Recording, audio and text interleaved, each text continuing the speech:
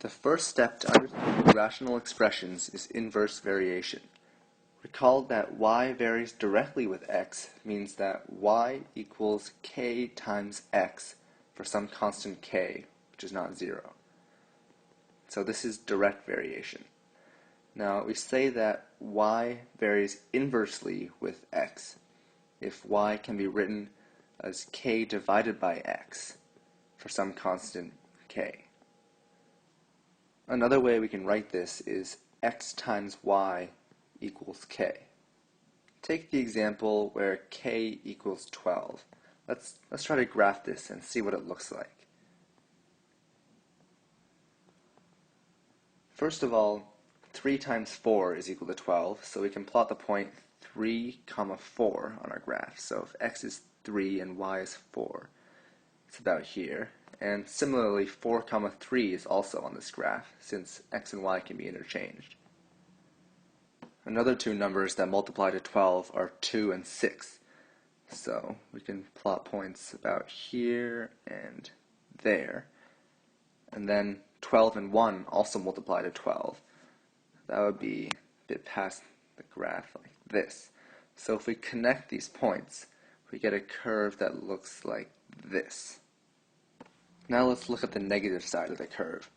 If we have a negative value of x, like -3, then we just need the y value to be negative. So -3 times -4 is still equal to 12. So we can plot points here and here. And then -2 times -6 will give us these points. And the same for -1 and -12.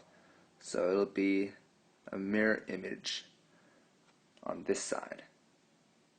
So this is what a graph of an inverse variation is going to look like. Let's see if we can do some algebra with this equation. Suppose that we have 2 points, x1, y1, and x2, y2, that are both satisfying this relation. Our equation tells us that x1 times y1 equals k, and x2 times y2 is also equal to k. So we can substitute k to get x1 times y1 is equal to x2 times y2. This equation here is called the product rule for inverse variations, and any 2 points have to satisfy this. Now let's take this equation and divide both sides by x2.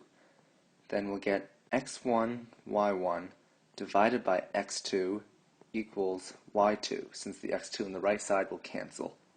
Next, we can divide both sides by y1. So on the left-hand side, we'll just be left with x1 over x2, since the y1s will cancel. And on the right side, we have y2 over y1. Now we've formed a proportion with x1, x2, y1, and y2. We know how to solve proportions, so this means that if we're given any 3 of these values, then we can find the fourth. Say that we know there's a point 8, 9 on this graph for some value of k. And then we know there's another point, question mark, 3, where we don't know what this question mark is, and we want to figure out what it is using this proportion.